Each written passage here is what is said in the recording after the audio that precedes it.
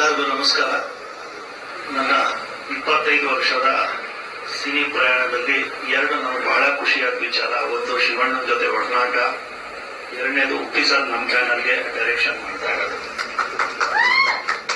ಯಾಕಂದ್ರೆ ಅವರು 2 ಸಿನಿಮಾ ನಮ್ಮ ಜೊತೆ ಹೀರೋ ಆಗಿ ಆಕ್ಟ್ ಮಾಡಿದ್ದಾರೆ. ಬಟ್ ಈ ಸತಿ ಡೈರೆಕ್ಷನ್ ಆಗಿ ನಮ್ಮ ಡೈರೆಕ್ಟ್ ಮಾಡ್ತಾ ಇರೋದು ನಮ್ಮ ಭಾಗ್ಯ. ನಾನು ಅವತ್ತೇ ಮುಹೂರ್ತದಲ್ಲಿ ಹೇಳಿದೆ, ಈ ಭಾಗ್ಯ ಕೆಲವರಿಗೆ ಸಿಗೋದು. ಯಾಕಂದ್ರೆ ನಾನು ನೋಡ್ದಂಗೆ ಎಲ್ಲ ಡೈರೆಕ್ಟರು ರಂಜಿಸ್ತಾರೆ, ಆದ್ರೆ ಉಪ್ಪಿ ಸರ್ ರಂಜನೆಯಲ್ಲೂ ಒಂದು ಸತ್ಯನ ಹೇಳಕೊಡ್ತಾರೆ. ಅದು ಯಾವ ಡೈರೆಕ್ಟರು ಮಾಡಲ್ಲ ನಾನು ನೋಡ್ದಂಗೆ. ಸೊ ಅದು ಅವ್ರ ಸ್ಪೆಷಾಲಿಟಿ.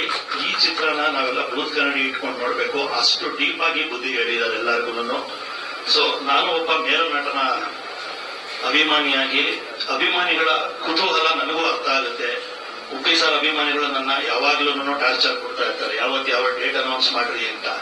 ಬಟ್ ಈ ಚಿತ್ರ ನಿರ್ದೇಶನ ಮಾಡಿರೋದು ನನ್ನ ನಿಮ್ಮೆಲ್ಲರ ಮೆಚ್ಚಿನ ನಟ ಉಪೇಂದ್ರ ಅವರೇ.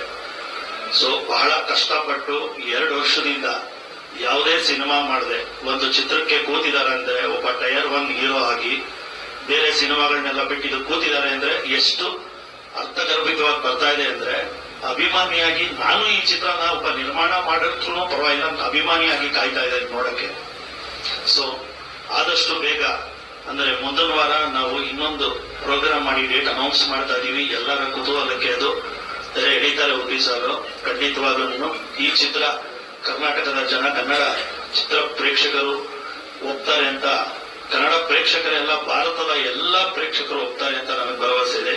Thank you. ಜೈ ಹಿಂದ್, ಜೈ ಕರ್ನಾಟಕ.